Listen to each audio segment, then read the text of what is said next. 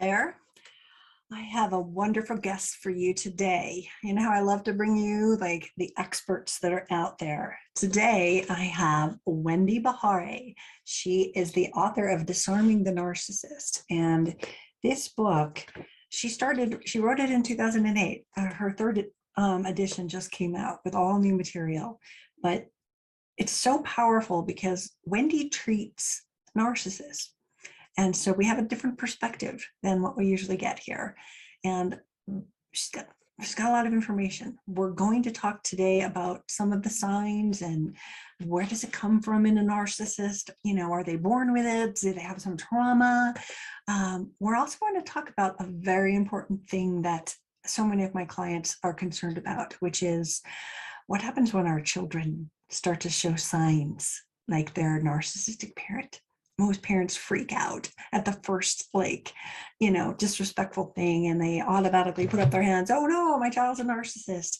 She's going to talk to us about that in depth today and give us some really good strategies, the things that we are going to talk about, the conversations of what you should say to your children. This is an interview you do not want to miss. And I am so honored and thankful for her that she has joined us today to teach us all of this stuff. So without any further ado, let's welcome Wendy.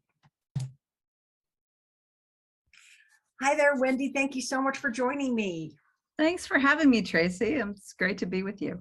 Well, I am so impressed with your this is the third edition of your book, right? Disarming the That's it. That's the one. The third edition. So how long ago did you start writing this? Because I know you're kind of on the forefront of all this. Oh, well, thank you. Yeah, I've been treating narcissistic people and the people who end up in relationships with them or family members for almost 30 years. And I wrote that book originally back in 2007, the first edition, and it went on to a second and now third edition, and it is in 15 languages. So the little book has gone a long distance. And as you know, another expert in narcissism, this topic has become, like the pandemic, pretty widespread to so many people out there in the world. Yeah, and it's absolutely it seems like it's getting bigger, and maybe it's the awareness. It just seems like everybody is affected by this. It's like an era of narcissism. So can you just start by telling us like a brief picture of what should they be looking for? What is a narcissist? Yeah, I mean, in the simplest form, or simplest language, I should say, we think of a person who is excessively self-absorbed. So most of their energy, their time, their focus, their engagement is really all redirected to self. It's all about self, and not necessarily in that way we would think of just in terms of the term selfish, but self-absorbed in that there's a constant kind of watching, scrutinizing, checking, suspiciousness. What are your motives? Are you trying to use me? What are you thinking of me? Do you like me? Am I showing up well? Am I extraordinary? Am I the smartest, the best, the most superior, the most attractive, etc.? So there's a lot of looking for that level of approval, an entitlement to do as I want, make the rules, break the rules, this kind of, also they can be incredibly charming and seemingly very heroic. But again, it's a self-absorbed energy. And that doesn't mean that they never have the capacity for good intention or doing good things for someone else. There are those types because narcissism happens along a spectrum, from the more benign, annoying show-off to the more severe, malignant, abusive, aggressive type. It's a profoundly complicated personality. But when you think about someone with a lot of bluster and noise and larger than life qualities that are all pretty much in the service of their own ego, this is a tough pathology to try to break through, as you know, and a tough one to be up against because it renders you feeling somewhat invisible, or as some of my clients call it, erased. Exactly. Is there a difference between men and women narcissists? Because I hear it and you hear it from our clients. Yeah, it's a great question, and it gets asked a lot, and it's important. I mean, I think there are plenty of women who could give their male counterparts a run for their money. I think we have plenty of divas out there, or as I call them, the divas in distress. But more classically speaking, women will show up in that covert version of narcissism, meaning that you get the extraordinary victim, you get the notorious martyr, you get the person who is making a claim to fame for their suffering. So it sounds like, you think you have it bad, Tracy? You don't know the beginning of pain. I can tell you something about pain. I should have the Academy Award for pain and suffering. And so there's this, again, this need, this very self-absorbed energy, and this need to be seen and recognized and appreciated for this output of energy, which of course there could be a great output of energy, but it's all about this competition for who is the most extraordinary doer, giver, and sufferer on the planet. So that's what you'll usually see women more focused on appearance, on their children's performance, on, even in 2021, a lot more around domestic prowess, things of that sort.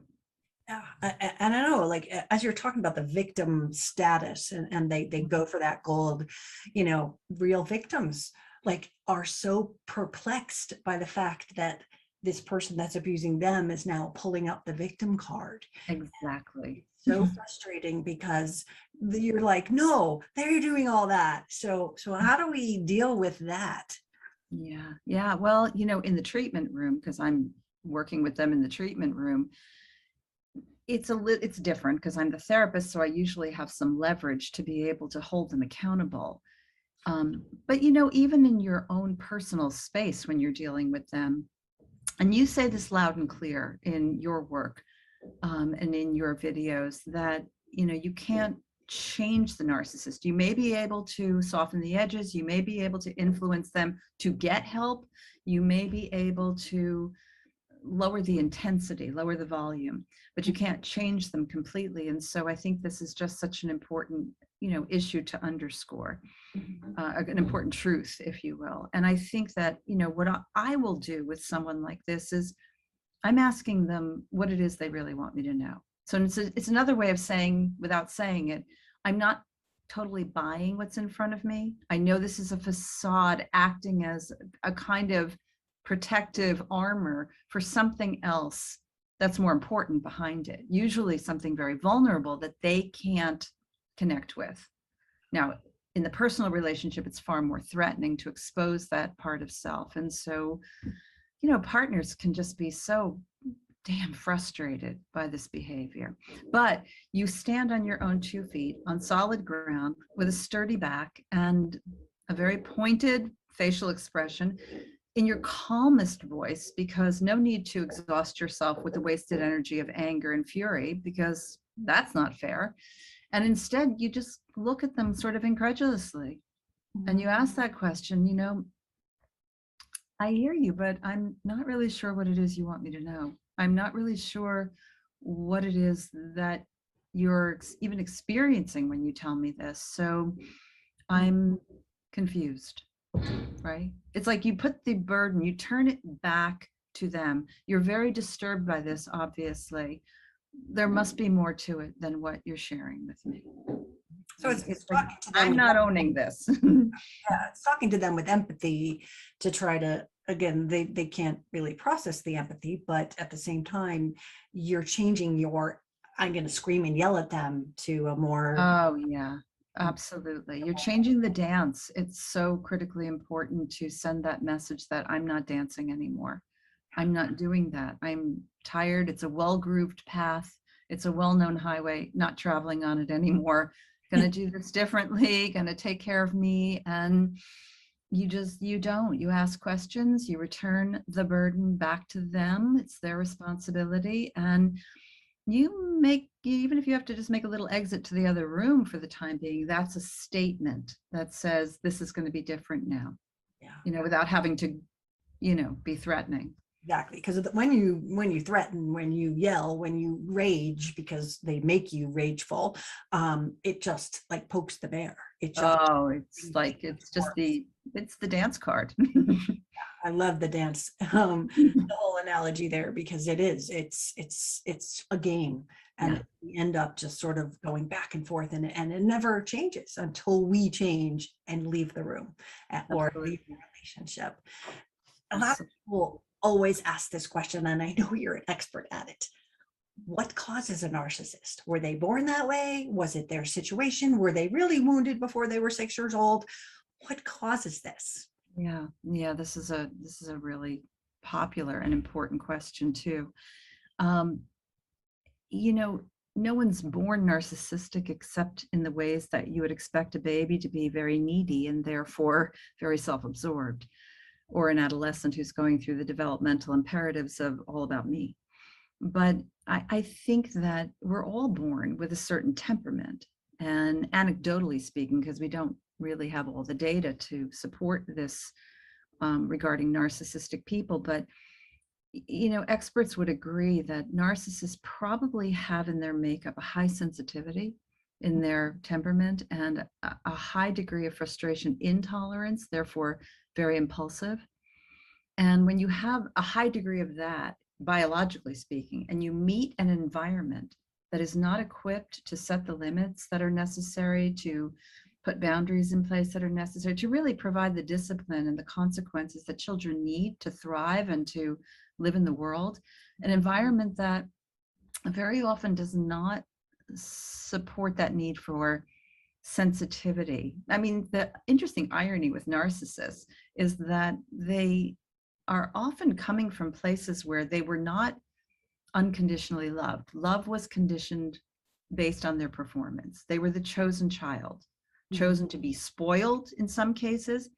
In many cases, more fragile than that, they were chosen to carry great burdens of responsibility, parents living through them or legacies that they had to fulfill. They were smart, so therefore they were asked to grow up really fast and to achieve without the proper preparation or the emotional capacity to do so. And so there's a lot of emphasis on proving yourself and performing and being super special and successful, as opposed to connection and intimacy and walking in the shoes of the other and relating to another person's internal world. That piece is often missing in the background. That's fascinating because, everyone always assumes that, they were either the scapegoat or the golden, but they associate it with the way that they were treated and the things that happened to them in childhood. So, the burden, what you're saying is that this was situational and they were put in a role and not taught. What if they had a narcissistic parent? That too. Yeah, that too. Absolutely. Sometimes it's the legacy of narcissism. As I'm often saying to a client in the treatment room, you might be the one who could break the legacy if you could just stick to the work. If we could really get some traction here, you may break the legacy for your children, because there is generational narcissism. You have cultural narcissism, with certain norms and values that affect the child's sense of self and identity, that sense of entitlement in the way they live in the world. But, most of our research, when we look at the background, we try to get causality, supports this idea of a very insecure, shame-ridden, lonely little child that lives underneath this blustering, right? Mask. Right. And I don't say that to feel sorry for the narcissist. I don't feel sorry for the narcissistic part. I feel badly for the child who suffered, who wouldn't feel badly for a child who suffered.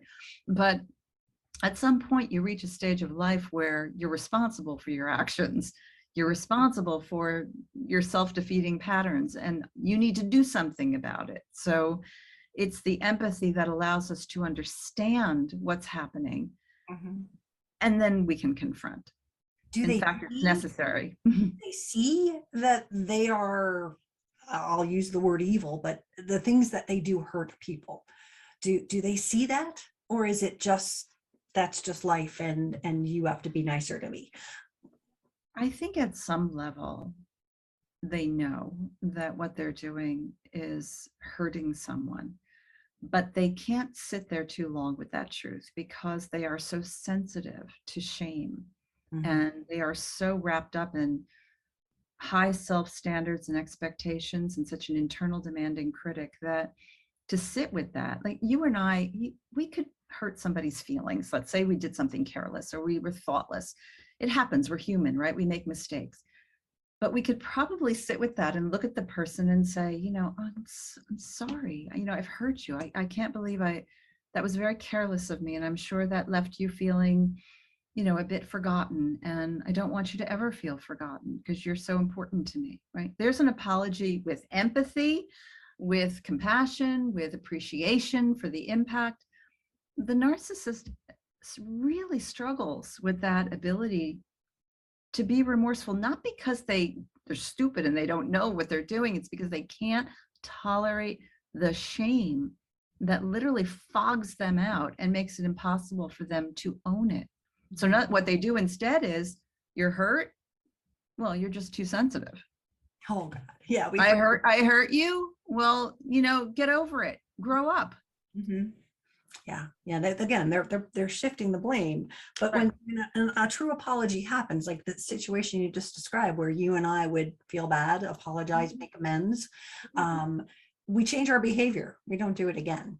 But the narcissist seems to just be like, they don't learn when someone tells them. If they see it, they're just sort of going, again, pointing the finger, your fault, you're too sensitive, you're too blank, blank. So the apology and the change behavior, narcissists really can't change their behavior. And that's why that doesn't really work so well, right? Well, they can with help. I mean, some can, not all of them will, but I mean, all humans have the capacity to make meaningful changes in their lives if they want to, and they work it, because the brain is malleable, and the brain is capable of change. Even narcissists can make changes, but they have to do the hard work. They have to want to, they have to own it, they have to see it, and they have to sink into that chair and do the work, which means diving in very deeply to get acquainted with this internal world that they have and this internal map and all that choreography that has gone into them constructing these patterns that have become so dangerous and hurtful to people around them.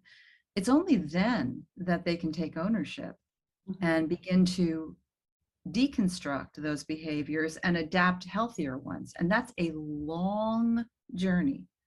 So it requires very good, evidence-based therapies that are going to work with these types of personalities, a very sturdy therapist, and high leverage. So there has to be consequences, something meaningful that the narcissist doesn't want to face that will get them to go to therapy and then keep them in therapy. Yeah. And again, it's time.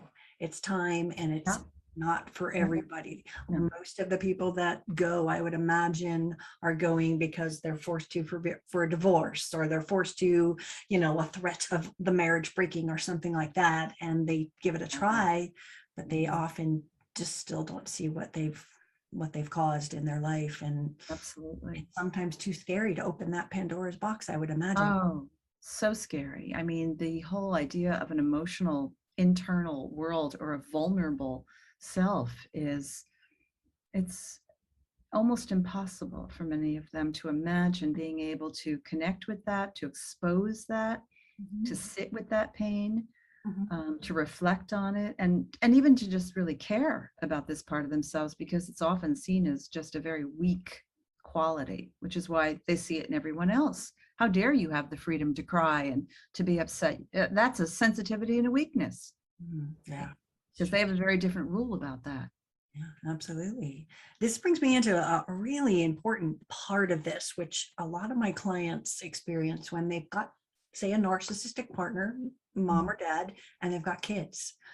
The biggest fear is that they just see this glimmer, this freckle of lack of empathy, or almost mimicking the behavior.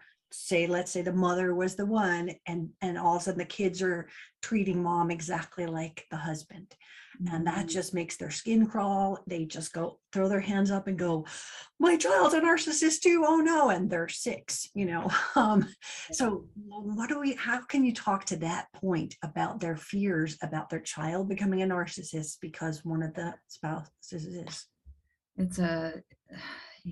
This is again, so relevant for so many people who are struggling in co-parenting with a narcissist in their lives. And This question comes up frequently in the co-parenting with the narcissist community that I co-facilitate with Susan Stiffelman and in my own online community. It's scary, it's scary and worrisome. And I often tell parents, a child needs one good parent, one good, healthy, sound parent. Your child will experiment with mimicry and imitation. It's just part of our humanness. Doesn't mean they're going to become a narcissist because they're suddenly behaving just like their narcissistic father or their narcissistic mother. It doesn't mean they're bound for, developing this personality trait. If you're really worried and you're seeing more consistent patterns like this that are unbendable, they seem to be getting too affixed, there's always help you can get for your child. But I think better to just continue to be who you are in the relationship. In your home, there are consequences. In your home, there are certain values that are important. You have conversations without annihilating or alienating the narcissistic parent, but appreciating with your child out loud that these are parts of dad, right? I know there's parts of dad that can be a lot of fun, but there's parts of dad that sometimes can be very, scary and upsetting. And in the same way that you don't like those scary and upsetting parts of dad when they show up, your little sister doesn't like it either when, you taunt her in that same way. I think that's not your fault. It's something you're sort of learning to do, but we can also unlearn it and find a different way to express what you're feeling, or know that when your child is aiming it at you, the mom, right? That in some ways it's because you're the safest thing they have. The narcissist is tentative, and you're so often, children are working to try to keep a grip on them because it's hard to hold on to their attention, hard to hold on to their constancy. And so, that frustration, that pent up frustration that comes home and looks like narcissism can just be a child who needs a safe place to ventilate all this anger. And then as the healthy adaptive parent, you find ways to get behind that, figure out what's scary, what's hurting, what's upsetting, and you set some limits, because you don't want your child pummeling you every time they come into your, into your space. Absolutely. I talk to my clients, and it's when the child does that, it's a teaching moment. Like you said, like, don't automatically put the hair up on your back and just be like, write them off, because when they get triggered by a child's behavior, they can sort of like point it out. Like you said, what you did to your sister isn't very nice, and sort of like explain it to them. I hope 1 million people watch this video, because what you just said is so perfect, and everyone should have that in their pocket. It is a teaching moment. And instead of automatically, I think a lot of parents freeze up when they see it. And then they don't teach them, and then it doesn't get stopped. Almost like a correct. If your kid was brushing his teeth wrong, you would correct him, right? Exactly. So it's like, hey, let's not let this. Of course, it's more work for the non-narc parent, and they're like, why do I have to pick up all the pieces? But that's how you're going to save your children, right? Is to absolutely. Yeah, absolutely. It's a really tedious process being the other parent, because you are doing a lot of repair work. You're doing a lot of correctional work. You are, clarifying distortions. You are modeling different behaviors. You are holding accountable. You are setting up consequences. Your home sometimes isn't the fun home, because there are limits and there is discipline, but it's the home where your child will eventually, over time, these little seeds in the soil will sprout, and you have a child who's at least prepared to live in the world based on the experiences that they've gotten from you. And it's also an opportunity to teach them emotional resiliency. Yes.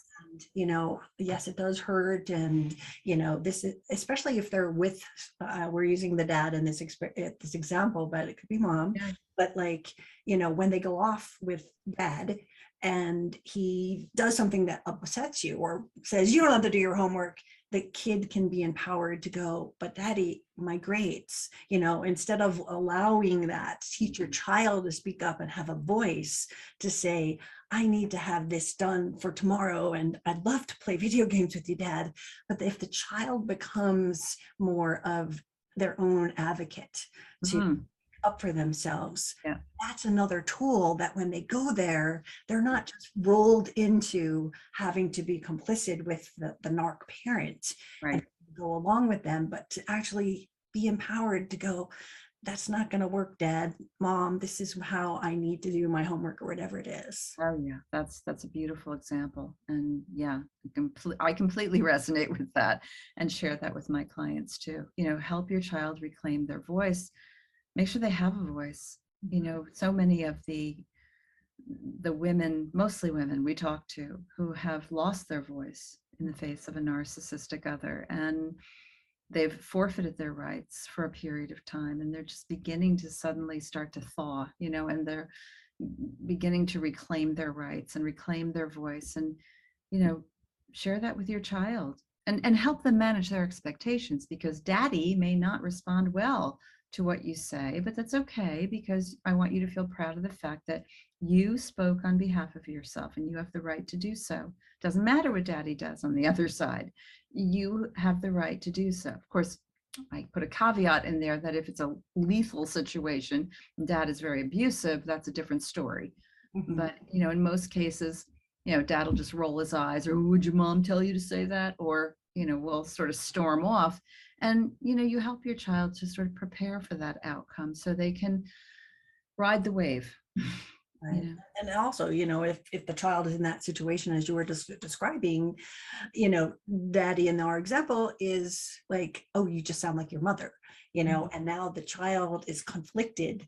And so it's another dance. It's another dance to teach them. And I think that as young as they can be, to start to journal their feelings and feel like they have an outlet, even if they're there, empower them to, feel safe when they're at your house, regardless of having to do homework and doing their own laundry or whatever they have to do, what they don't have to do at the Disney house.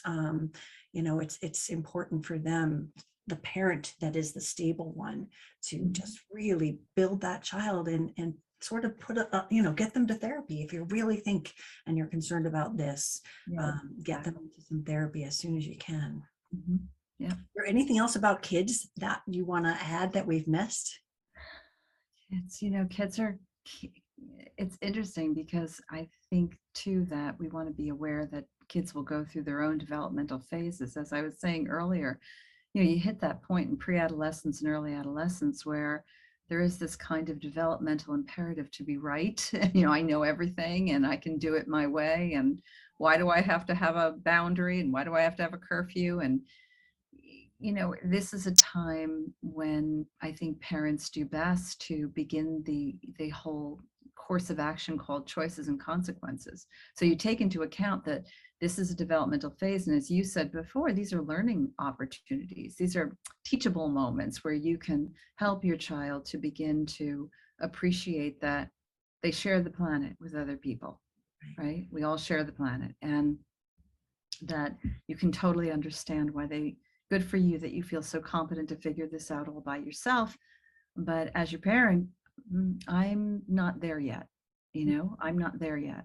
And so in my home, we're going to do it this way right now. And I know that's going to make you frustrated.